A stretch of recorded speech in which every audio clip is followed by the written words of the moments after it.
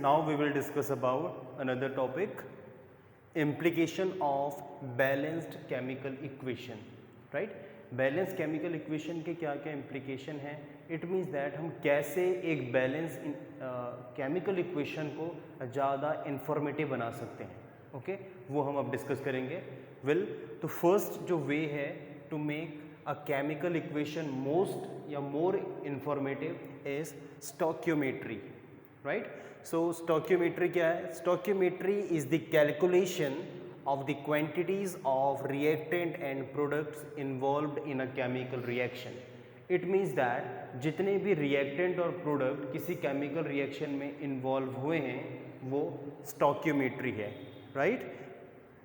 Chemistry की इस branch में हम reactant, जितने भी reactant product chemical reaction में involve हुए हैं उन्हें हम डिस्कस करते हैं, right?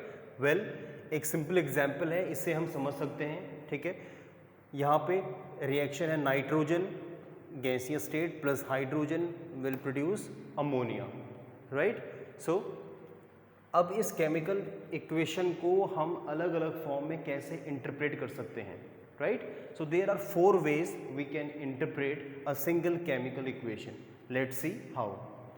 The first one is we can write one molecule of nitrogen. We can say that it is a one molecule of nitrogen plus 3 molecules of hydrogen will produce 2 molecules of ammonia, right? So ये जो interpretation है ये molecular interpretation है जहाँ पे हमने molecular basis पे इस reaction को discuss किया, right? So let's see, अगर हम molar basis पे करें, right, molar interpretation कहें, so we can say that कि 1 मोल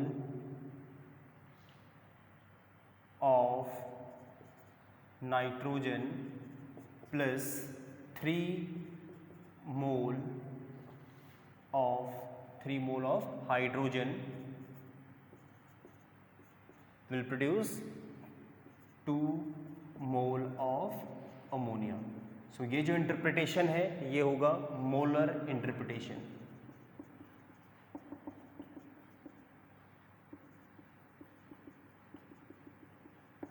right?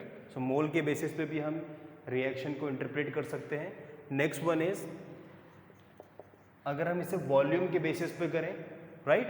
So we can say that 1 volume of nitrogen plus 3 volume of hydrogen will produce 2 volume of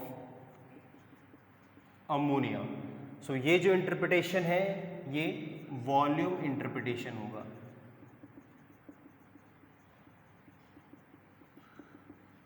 right? हमने volume के basis पे chemical reaction को interpret किया तो that is volume interpretation. Now एक last way है जिससे हम एक रिएक्शन को इंटरप्रेट कर सकते हैं, वो है मास इंटरप्रिटेशन. सो लेट्स सी, अगर हम नाइट्रोजन के मास को कैलकुलेट करें, right? So well we knows कि नाइट्रोजन, एक सिंगल नाइट्रोजन के एटम का जो मॉलिक्यूलर मास है वो 14 है, तो 14 into 2 it is equal to 28 gram, okay? So हम कह सकते हैं कि 28 ग्राम ऑफ नाइट्रोजन प्लस अगर हम हाइड्रोजन की कैलकुलेट करें 3 2 जो 6 एटम्स हैं यहाँ पे और सिंगल हाइड्रोजन का atomic number 1, so 6 gram of hydrogen, right? और अगर अमोनिया का कैलकुलेट करें हम तो ये होगा टोटल, यहाँ पे साइड में कैलकुलेट कर लेते हैं, 2 into 14, right? Okay, 14 in plus 3 into 1, so it will be around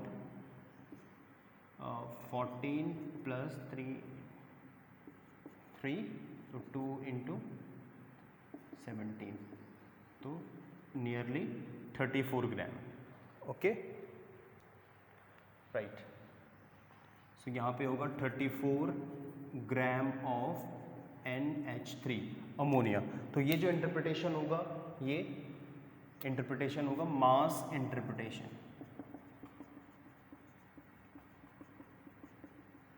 right? Okay, so there are 4 different ways where we can explain a chemical reaction. The first one is molecular interpretation, second is molar interpretation, third is volume interpretation, and fourth one is mass interpretation, right? So stoichiometry से हम एक chemical equation को और ज़्यादा informative बना सकते हैं, right? अब हम एक chemical equation से कैसे इन रिएक्शन को सॉल्व करेंगे वो डिस्कस करते हैं, right? Now discuss mass mass relationship with an example. ठीक है, मास मास रिलेशनशिप को समझते हैं एग्जांपल से. फर्स्ट है calculate the mass of calcium oxide. अरे यार